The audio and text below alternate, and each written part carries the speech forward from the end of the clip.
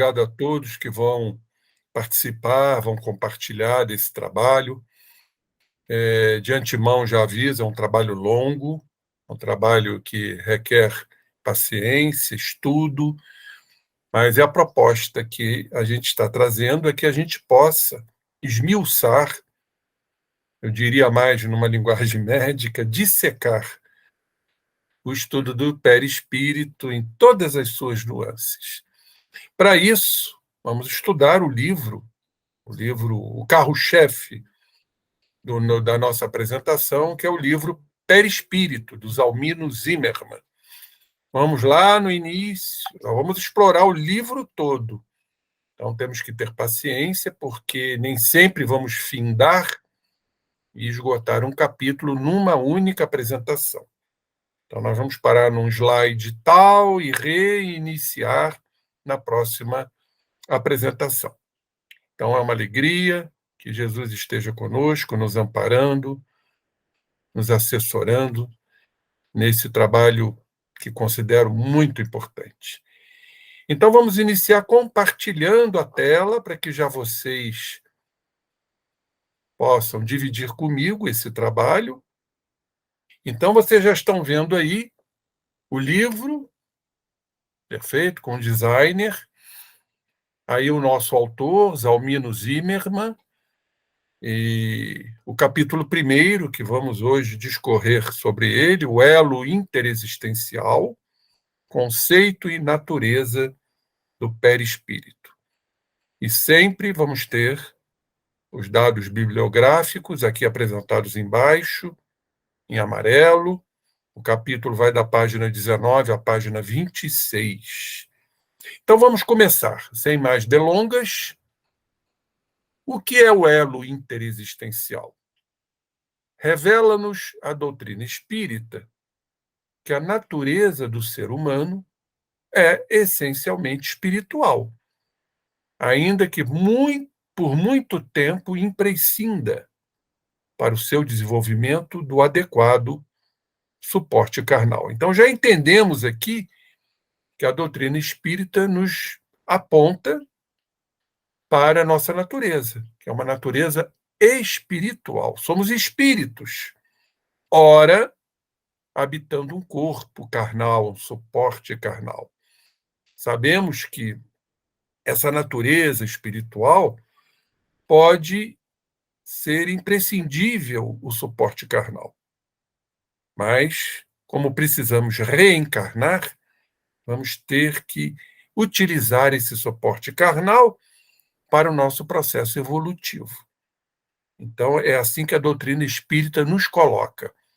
Isso faz com que, em longo período de sua história evolutiva, viva ao mesmo tempo, e assim nós vivemos, em dois planos existenciais. Pois que, imerso que estamos na dimensão física, nós interagimos com o mundo espiritual. E quando desencarnados,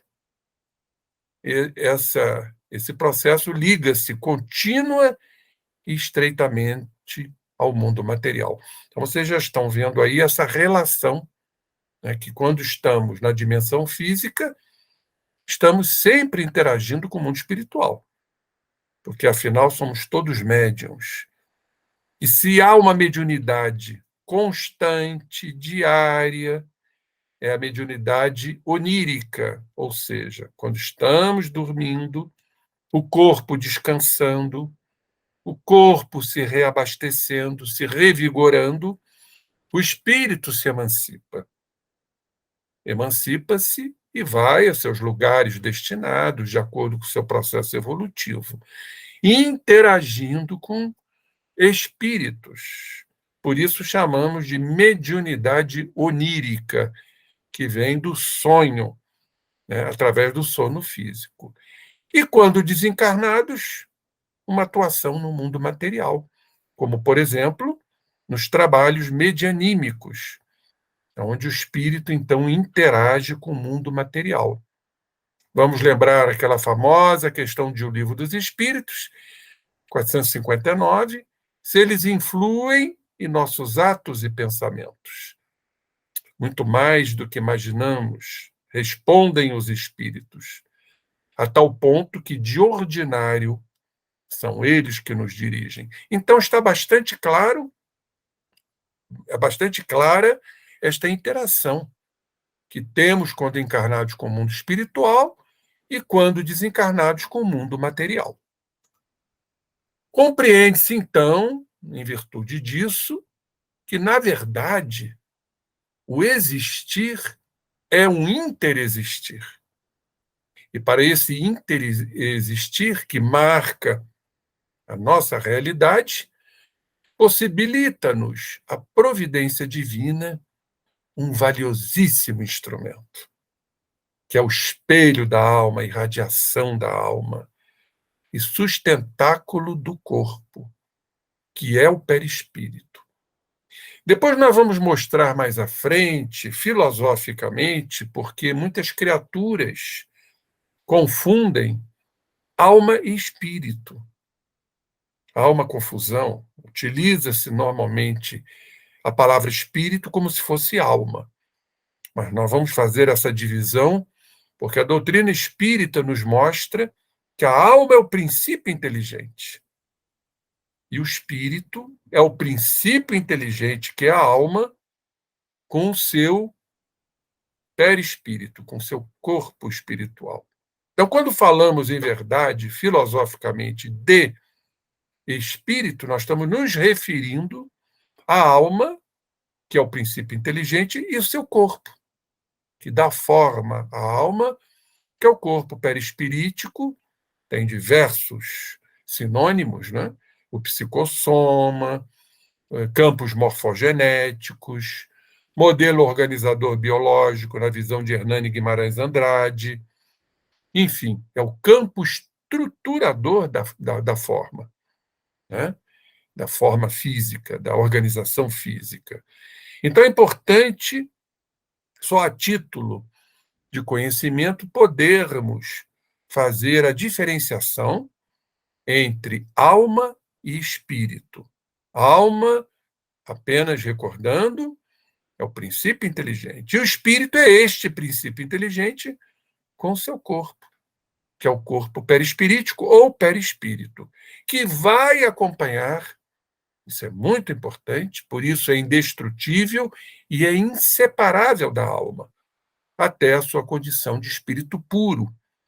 Todo espírito puro, e sabemos, no nosso conhecimento, para o nosso conhecimento, que o único espírito puro que conhecemos é Jesus. Todo espírito puro tem seu corpo, porque é inseparável do corpo, da alma, esse corpo perispirítico. Mas apenas é tão sutil, é tão tênue, que nós não temos um método comparativo, uma analogia. Por isso, dizem que se confunde com a alma. Não é que haja uma confusão, não é que haja uma fusão, porque não existe a fusão. Cada estrutura tem a sua identidade. Mas nos falta termos comparativos. Mas que todo espírito puro, toda alma pura, tem como corpo o seu perispírito. Então é importante entendermos isso. Muito bem. O perispírito é, por excelência, o elo interexistencial. O seu conhecimento, por certo, contribuirá mais cedo ou mais tarde para que a ciência, ou melhor, os cientistas, abram-se definitivamente à religiosidade, tão mais profunda e pura quanto for o alcance de seu saber. Isso é o autor que nos fala, como está aí designado no final do slide. Bom, aí vamos então lembrar hoje estudos que estão exatamente se abrindo a esse campo espiritual, que é a experiência quase-morte. Sabemos, assim, em rápidas palavras, como tudo isto acontece. A criatura faz uma parada cardíaca, ela é considerada momentaneamente morta, a morte encefálica, não há nenhum débito cardíaco, o eletroencefalograma é plano, não há nenhuma atividade cerebral, não há o mínimo bit, que é a menor fórmula do computador, é a menor que existe, ou seja, nos mostrando que não há atividade cerebral. Ora, se não há atividade cerebral, enquanto os médicos, aliados às enfermeiras, anestesistas, estão lá no seu processo de ressuscitação cardiorrespiratória, e de repente o paciente volta a si e traz descrições extraordinárias. Isso nós vamos ver em livros, A Vida Depois da Vida, do Raymond Moody Jr. Existem pesquisadores atuais, como Peter Fenwick, como Pim van Lommel, um holandês cardiologista. Isso, a ciência está comprovando que a consciência é extrafísica. Ela não é orgânica. Porque se temos um cérebro parado, se temos um coração parado, claro, momentaneamente, e repentinamente a criatura traz informações, descrições, há uma similitude muito grande dessas descrições que são mostradas nessa experiência quase-morte, situações até hilárias, como certa feita, um voltou e disse para o médico: olha, pega a minha dentadura que o senhor colocou naquela gaveta. Ou então escutei vocês conversando isso. E aonde está então essa consciência, que não é física, por conta da ausência de atividade cerebral e cardíaca? Então, isso está a nos mostrar exatamente que algo se desprendeu do corpo. E podem dar o nome que quiserem: é espírito, é alma, é atividade extrasensorial, não importa. E se há uma ligação com o corpo, o que está ligando essa estrutura ao corpo físico? Que é exatamente a comprovação científica do perispírito.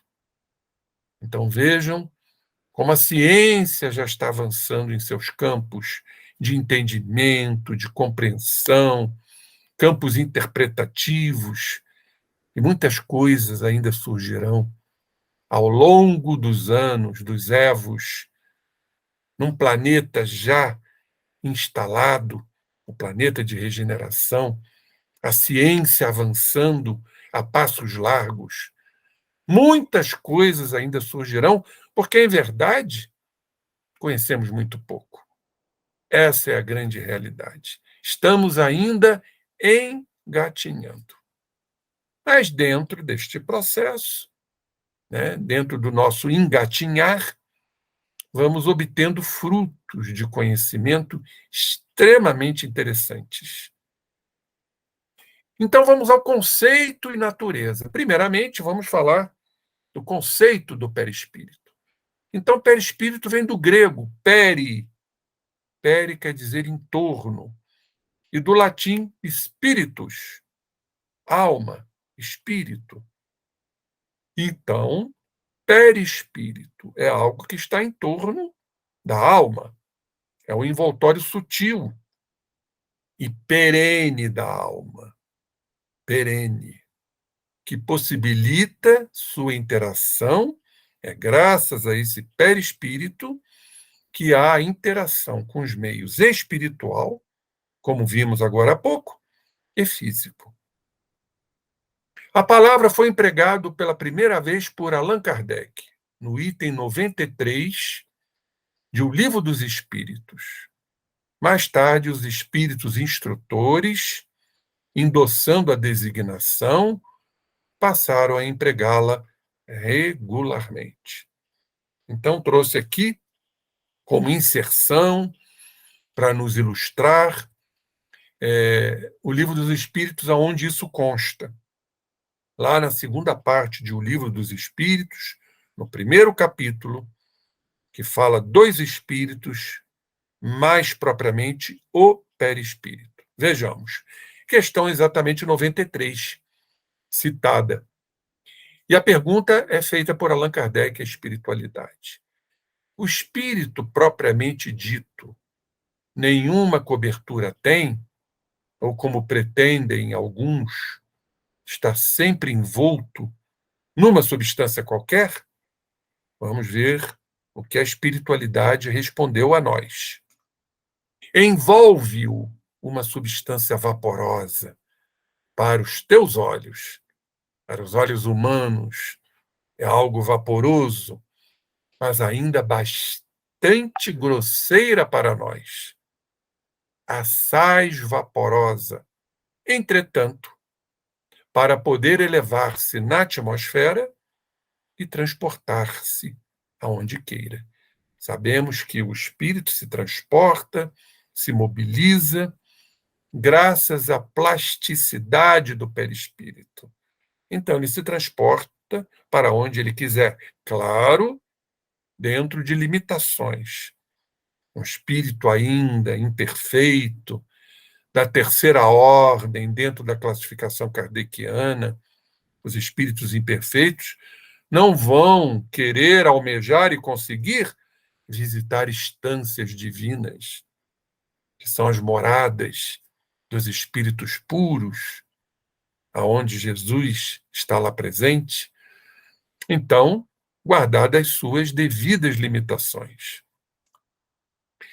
E Kardec diz: envolvendo o germe de um fruto ao perisperma, do mesmo modo, uma substância que, por comparação, se pode chamar perispírito, que é nada mais, nada menos, como sabemos, o envoltório, serve de envoltório ao espírito propriamente dito. É ele que vai dar a forma do espírito.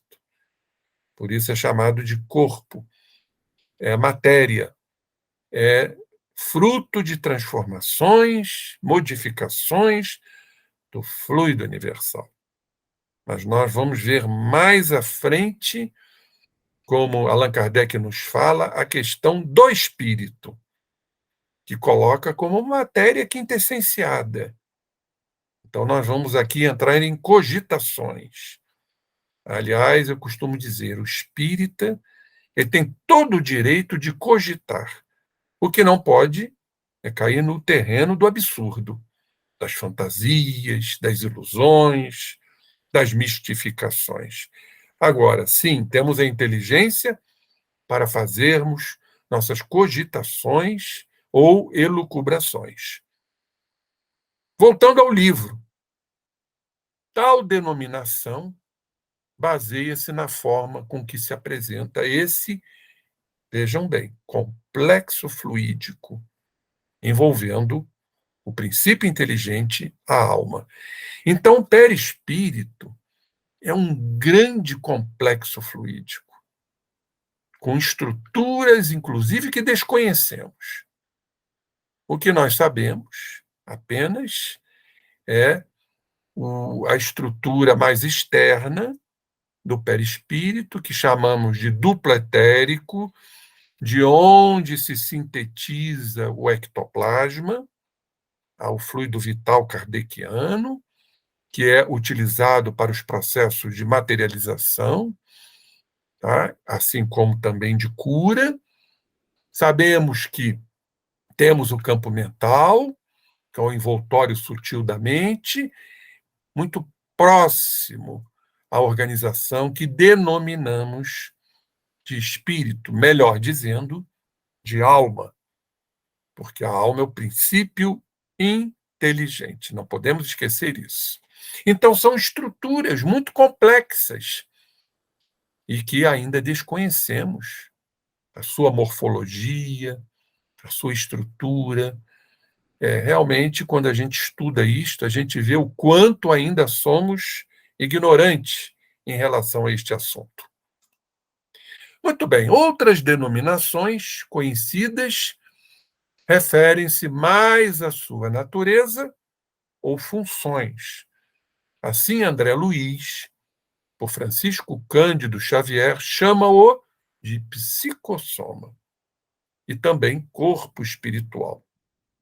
Lembrando, aliás, a designação de Paulo em sua primeira epístola aos Coríntios, capítulo 15, versículo 44. Hoje os autores dão aos três termos, perispírito, corpo espiritual e psicossoma, o mesmo sentido. São sinônimos. Vamos lembrar só a título de esclarecimentos, porque o nosso curso também nos presta a abrir o nosso campo intelectivo, como é que Paulo, em verdade, descobriu esse corpo espiritual. Daí constar na sua primeira epístola aos Coríntios. Vamos lembrar, no livro fantástico Paulo Estevão, que Paulo, ainda como Saulo, converteu-se às portas de Damasco. Ali, então, ele compreendeu, entendeu e viu Jesus, que rasgou o céu para vir em sua presença. E ali ele, impactado, completamente atônito, aturdido, ele se prosterna naquela areia quente, cálida. E Jesus então pergunta: Saulo, Saulo, por que me persegues? E ali então inicia-se, diante dessa majestosa cena, a conversão de Saulo de Tarso, que depois tornou-se Paulo.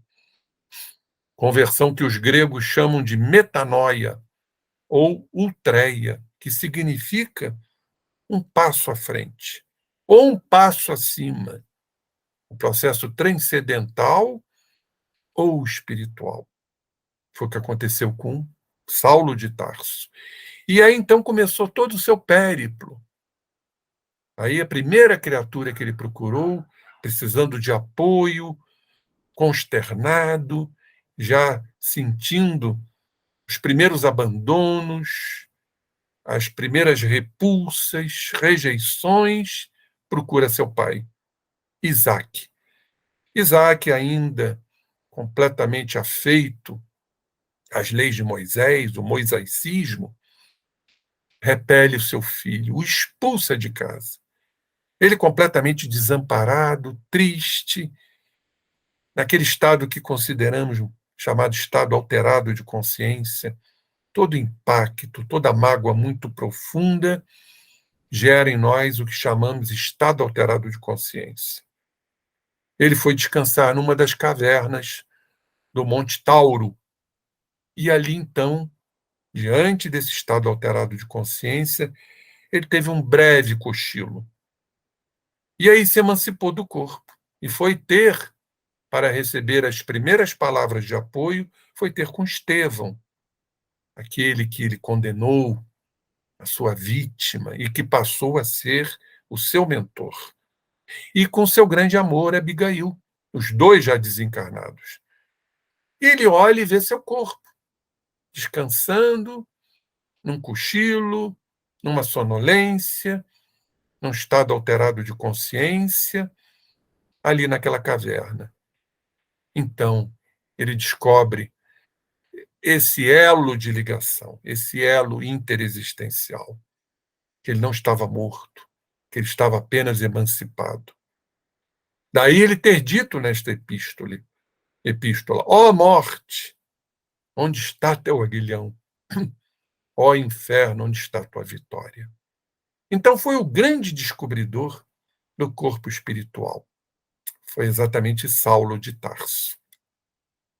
Isso é só apenas para a gente trazer mais conteúdos para o nosso estudo. Então, alma, perispírito, importantíssimo isso, constituem um todo indissolúvel. Não há alma sem perispírito. Então, são indissolúveis, são inseparáveis. A alma evolui, o perispírito evolui. A alma se estagna, o perispírito também se estagna.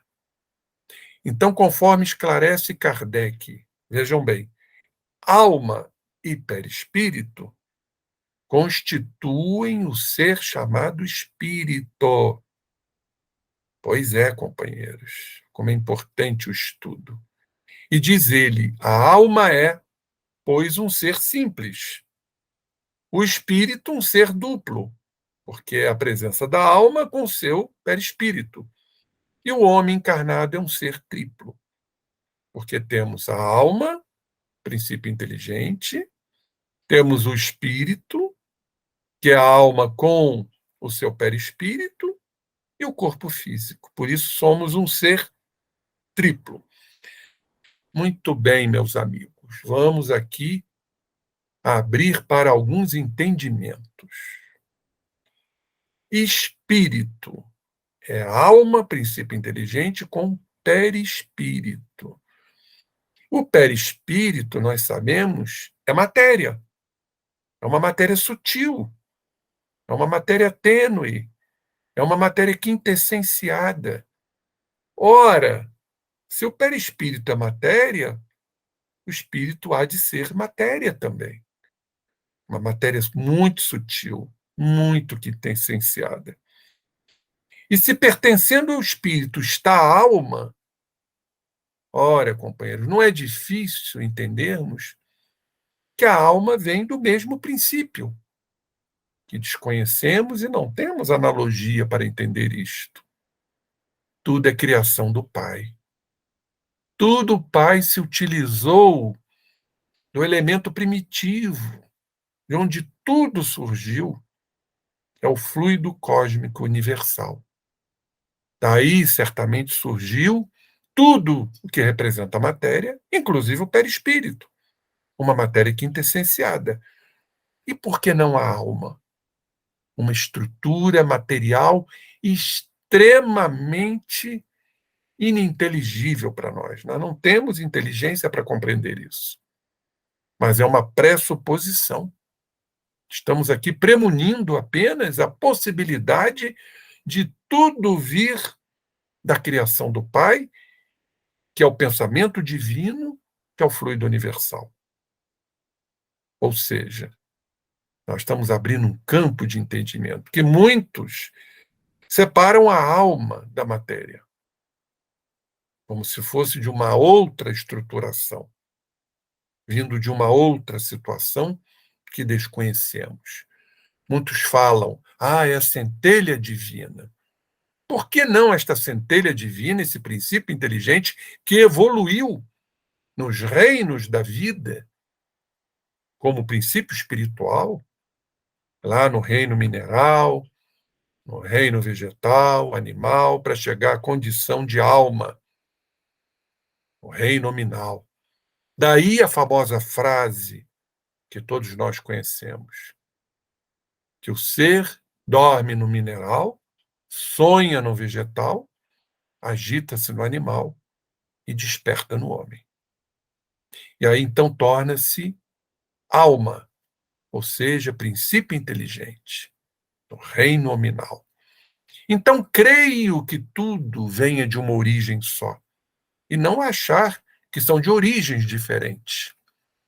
Apenas são condições que desconhecemos. Tal a sutileza, a tenuidade dessa estrutura chamada alma. Mas estamos apenas pressupondo, por isso estamos aqui estudando, que tudo é oriundo do fluido cósmico universal, considerado e chamado, cognominado, o pensamento de Deus. Deus atuando no fluido universal, que é de sua própria criação, para então criar almas, criar o perispírito, criar tudo que se relaciona à matéria, a matéria densa que conhecemos, o corpo, por modificações, né, morfológicas, alterações ou transformações. Vamos continuar. Olhem só o que está no livro O que é o Espiritismo, lá no 2º capítulo. Há, assim, diferenças de significado, embora seja comum, como foi dito anteriormente, o emprego das duas palavras, alma e espírito. como sinônimas. Muitos atribuem, né, o mesmo significado para alma e espírito. Por isso, anota Allan Kardec, está lá no livro, o que é o Espiritismo. Seria mais exato reservar a palavra alma para designar o princípio inteligente de que falamos, e o termo espírito para o ser semimaterial, formado desse princípio, que é a alma. Olha como coloca a alma como ser semimaterial, princípio inteligente, e do corpo fluídico, o corpo perispirítico. Mas como não se pode conceber o princípio inteligente, a alma, isolado da matéria, nem o perispírito, sem ser animado pelo princípio inteligente, a alma, diz Allan Kardec, as palavras alma e espírito são, no uso, indiferentemente empregadas uma pela outra. Filosoficamente, diz ele, porém, é essencial fazer-se a diferença. Então, nós vamos ver no curso do perispírito que nós vamos falar muito de espírito, mas temos que entender verdadeiramente, filosoficamente, que espírito é a alma, o princípio inteligente, e o seu corpo perispirítico, ou corpo espiritual. Por isso, nós vamos aqui no Livro dos Espíritos, lá na primeira parte, segundo capítulo. Nós estamos destrinchando muito esse início para que a gente já possa ter o conhecimento, o entendimento, para que a gente não se perca mais à frente. Então, primeira parte, capítulo 2, dos elementos gerais do universo, espírito e matéria. Vejamos. Questão 27. Allan Kardec pergunta à espiritualidade. Há, então, dois elementos gerais do universo. A matéria e o espírito? Pergunta Kardec. Vamos ver o que a espiritualidade nos responde. Sim, e acima de tudo, Deus, o Criador, o Pai de todas as coisas. Deus, espírito e matéria, a Trindade universal, constituem o princípio de tudo que existe, a Trindade universal. Mas ao elemento material, a matéria, a nossa matéria densa, se tem que juntar o fluido universal, que é o perispírito, é oriundo do fluido universal, que desempenha o papel de intermediário entre o espírito e a matéria, como sabemos. É o liame de ligação. Mas aqui eles estão colocando, né, na resposta espírito, como se fosse a alma. E o espírito já pressupõe a presença do perispírito. Então, o papel de intermediário entre o espírito e a matéria propriamente dita, por demais grosseira, para que o espírito possa exercer ação sobre ela, sobre a matéria. Embora, de certo ponto de vista, seja lícito classificá-lo com um elemento material. Ele se distingue deste, da matéria, por propriedades especiais, que nós vamos estudar mais à frente. As propriedades do perispírito, essas propriedades especiais. Continuando, se o fluido universal fosse positivamente a matéria, razão não haveria para que também o espírito não fosse. Olhem só, se o fluido universal, da onde a matéria surge, fosse positivamente matéria, razão não haveria para que também o espírito, que é a alma, o princípio inteligente com seu perispírito, também não fosse. Está colocado entre o espírito e a matéria, o perispírito, que é uma transformação, uma metamorfose do fluido universal. É fluido, como a matéria é matéria, e suscetível pelas suas inumeráveis combinações com esta, e sob a ação do espírito, de produzir a infinita variedade das coisas. Olha o que os espíritos nos falam, de que apenas conheceis uma parte muito pequena. Então, quando a gente lê isto, ficamos naquele anseio, não ansiedade, que a ansiedade é patologia, né? No anseio de querer conhecer mais, aprofundar mais, mas temos que ter a postura de aprendizes e que apenas conhecemos uma parte mínima, para que nós não vistamos aquela capa da vaidade, achando que sabemos muito, pois não sabemos absolutamente nada ou muito pouca coisa. Então, esse fluido universal ou primitivo, que é de onde a matéria surge, e quiçá a alma, ou elementar, sendo o agente de que o espírito se utiliza, aqui colocando o perispírito como defluente, decorrente desse fluido universal, é o princípio sem o qual a matéria estaria em perpétuo estado de divisão. Tem que ter algo regulando, algo comandando, agindo sobre o perispírito, que é decorrente do fluido universal. Isso seria a alma, a organização inteligente, a comandar, para evitar esse estado de divisão perpétuo, e nunca adquiriria as qualidades que a gravidade lhe dá. Lembrando que a gravidade é uma das forças da natureza. Onde vamos encarnar, a lei da gravidade está presente aí. Nós temos energias, campos energéticos que compõem a estrutura de um orbe, como o eletromagnetismo, por exemplo, as energias nucleares, as fracas e as fortes, e a lei de gravidade compatível com a evolução do planeta, aonde o espírito ali irá encarnar, num corpo mais sutil, menos material ou mais material, como na nossa condição aqui na Terra. Olha que Allan Kardec nos fala nesta questão 28, explicando a questão 28. Prestemos atenção, porque isso é muito importante. Um fato patente domina todas as hipóteses. Vemos matéria destituída de inteligência. Vamos citar, por exemplo, a pedra.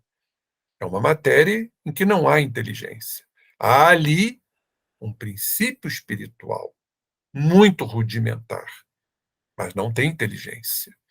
E vemos um princípio inteligente que independe da matéria, a alma.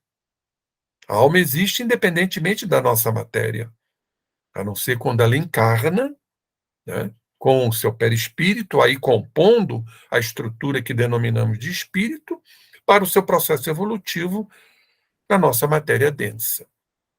Então, companheiros, a origem e a conexão destas duas coisas nos são desconhecidas. Olha que coisa, como ainda estamos distantes do conhecimento. Se promanam ou não de uma só fonte, é o que nós apontamos lá no início, a promanação de uma só fonte, assim como a matéria densa, assim como o perispírito, que é uma matéria quintessenciada, tudo oriundo do fluido cósmico universal, por que não a alma, que seria uma estrutura de uma matéria extremamente translúcida, que muitos denominam de centelha. Se há pontos de contato entre ambas, se a inteligência tem existência própria ou se é uma propriedade, um efeito. Continuemos. Se é mesmo, conforme a opinião de alguns, uma emanação da divindade, ignoramos. Elas se nos mostram como sendo distintas. Daí o considerarmos-las formando os dois princípios constitutivos do universo, matéria e espírito. Vemos, acima de tudo isso, uma inteligência que domina todas as outras, que as governa, que se distingue delas por atributos essenciais. A essa inteligência suprema é que chamamos Deus. Deus, espírito e matéria, trindade universal. Vamos agora para o Livro dos Espíritos, praticamente para a gente desfecharmos aqui, fazer o desfecho do nosso estudo de hoje, tão profundo, mas que nos remete às nossas reflexões, às nossas inquirições. Está lá na segunda parte do Livro dos Espíritos, primeiro capítulo, dos Espíritos, origem e natureza dos espíritos. Lembrando que o espírito é a alma, princípio inteligente, e o seu perispírito inseparável, indestrutível, perene, indissociável, até a condição de espíritos puros. Nunca podemos esquecer isto. Olhem esta questão. 81 de O Livro dos Espíritos. Kardec pergunta: os espíritos se formam espontaneamente ou procedem uns dos outros? Vamos ver a resposta da espiritualidade.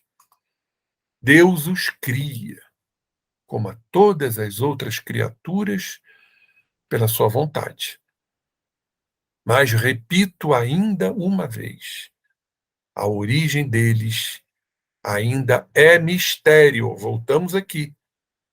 Kardec pergunta sobre os espíritos, fazendo uma referência à alma, ao princípio inteligente. A origem deles é mistério. Mas vem a questão 82, muito importante, que Kardec, como grande perquiridor, se aprofundava bastante para ter a resposta que queria. Será certo dizer-se que os espíritos são imateriais? Olha a pergunta.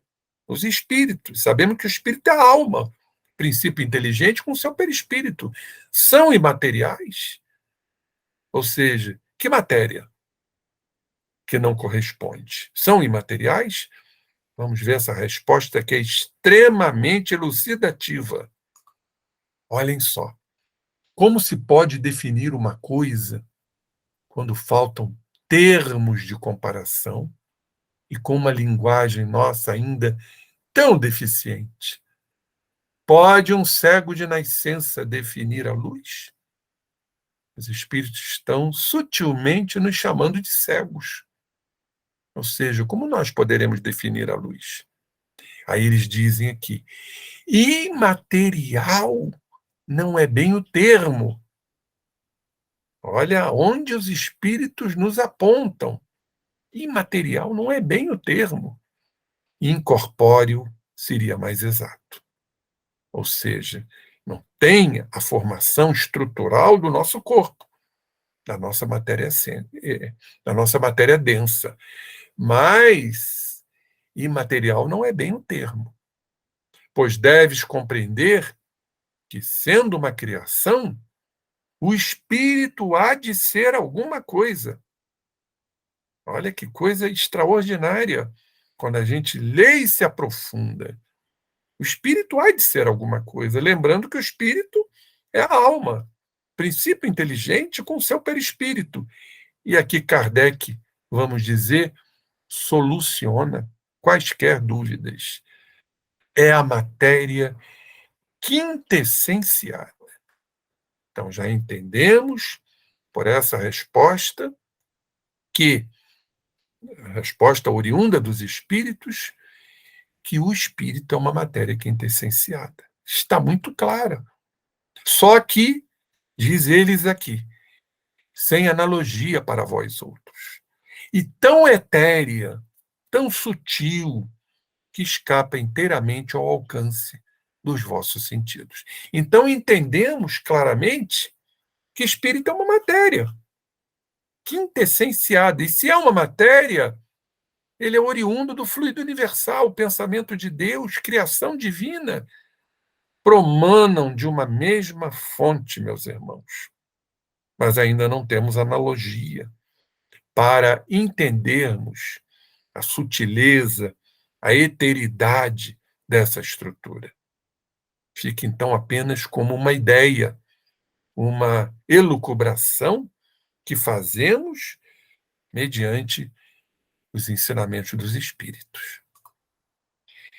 E voltando então ao livro Perispírito, vamos ver lá uma colocação de Leon Denis no livro Cristianismo e Espiritismo, lá na tradução de Leopoldo Cirne, da Federação Espírita Brasileira. E Leon Denis observa: chamamos espírito a alma. Olha aí, já apontando o espírito como alma, como falamos, revestida do seu corpo fluídico, ou seja, do perispírito.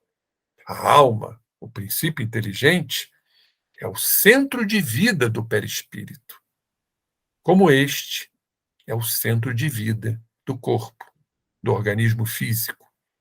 Mas é a alma que sente, que pensa e que quer, que tem vontade. Tudo parte da alma, o princípio inteligente. Apenas utilizando-se do perispírito, que é o espelho da alma, a irradiação da alma, e mais o corpo físico, quando estamos encarnados. A nossa estrutura paupérrima em relação ao perispírito e à alma, que é o corpo físico. Então, não é o cérebro, né, que sente, que pensa, que quer. É apenas um instrumento, um receptáculo, aonde a alma atua, através desse intermediário que é o corpo espiritual. Fantástico isso. Então, por isso, é a introdução do nosso trabalho, porque vamos ver muitas coisas. Então, o corpo físico constitui, com o corpo fluídico, já vimos isso, o duplo organismo, por cujo intermédio ela, a alma, atua no mundo da matéria. Em outro local, especifica: o homem é um ser complexo. Nele se combinam, como vimos, três elementos para formar uma unidade viva, a saber, o corpo, envoltório material, temporário, que abandonamos na morte, chamada de decesso carnal, como vestuário que utilizamos. E como utilizamos, não é? O nosso vestuário, o nosso corpo físico. O perispírito, um invólucro fluídico, permanente, invisível aos nossos sentidos naturais, que acompanha a alma em toda a sua evolução, na sua evolução infinita. E com ela se melhora e purifica. A alma, como vimos, o princípio inteligente, centro da força, é o foco da consciência e da personalidade. Então, quando reencarnamos, a nossa individualidade, estruturalmente chamada de alma, apenas um segmento é deslocado, um bloco é deslocado para formar a nossa personalidade. Dentre tantas personalidades que já tivemos, de nossas experiências transatas, de inúmeras e inúmeras encarnações.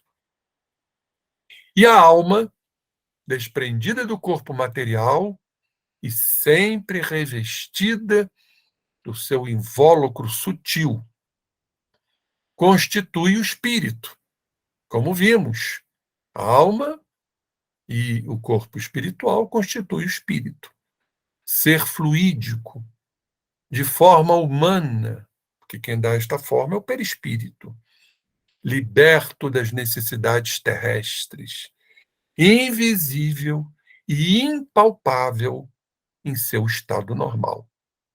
Isso está muito bem descrito no livro Depois da Morte, do nosso estimado apóstolo Leon Denis, com a tradução de João Lourenço de Souza. Embora os estudos sobre o perispírito tenham sido sistematizados só a partir de Kardec, tem sido ele, vocês estão vendo aí o número 2, é uma referência que nós vamos trazer para vocês. Então, tem sido ele percebido desde épocas imemoriais, recebendo as mais diversas denominações no curso do tempo. Então, vamos deixar para a nossa próxima apresentação essas diversas denominações do perispírito e que vamos ver, então, a partir do nosso próximo estudo, para ampliarmos cada vez mais o conhecimento. Ainda estamos no primeiro capítulo do livro Perispírito.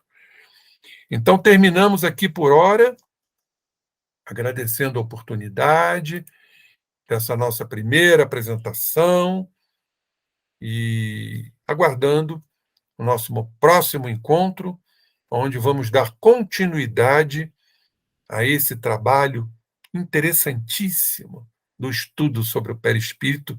Ainda temos muitas coisas a conversar e a estudar. Muito grato pelo convite e que estaremos sempre juntos aí nesse magnífico estudo.